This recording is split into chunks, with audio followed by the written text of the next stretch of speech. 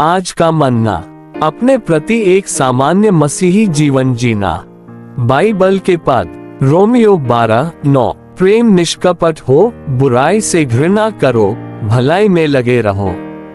Romeo 12:12, आशा में आनंदित रहो, क्लेश में स्थिर रहो, प्रार्थना में नित्य लगे रहो। सेवकाई के शब्द, हम मसीहियों को आनंदित लोग होना चाहिए क्योंकि हमें हमेशा प्रभु का आनंद मिलता है। यदि हम प्रभु के धनों में उनका आनंद लेते हैं तो हम न केवल आंतरिक रूप से आनंदित होंगे बल्कि हम बाहर भी आनंदित होंगे। संकट के समय में भी हमें आशा में आनंद मनाना चाहिए और कर सकते हैं।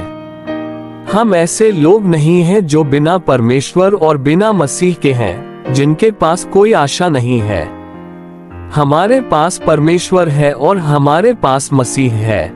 इसलिए स्थिति चाहे जो भी हो, हमें आशा है और हम आशा में आनंद मना सकते हैं। हम मसीहियों को क्लेश में भी स्थिर रहना चाहिए। हमें एक स्थिर रहने वाले लोग होना चाहिए।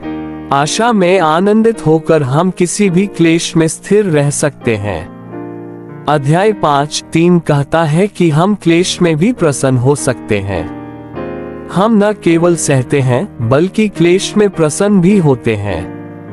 क्लेश सहने के लिए हमें प्रार्थना में लगे रहने की जरूरत है।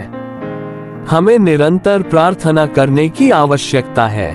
यह न केवल हमें क्लेश सहने में सक्षम बनाएगा बल्कि प्रभु के आनंद, उनकी उपस्थिति और उनकी इच्छा में बने रहने में भी सक्षम बनाएगा।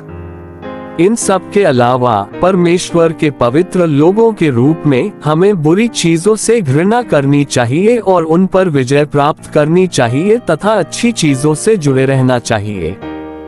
हम मसीहियों को, जो परमेश्वर के लिए अलग किए गए हैं, बर्ताव के उच्चतम मानक को बनाए रखना चाहिए, नैतिक और सदाचारी लोगों से एक स्तर ऊपर। आमीन।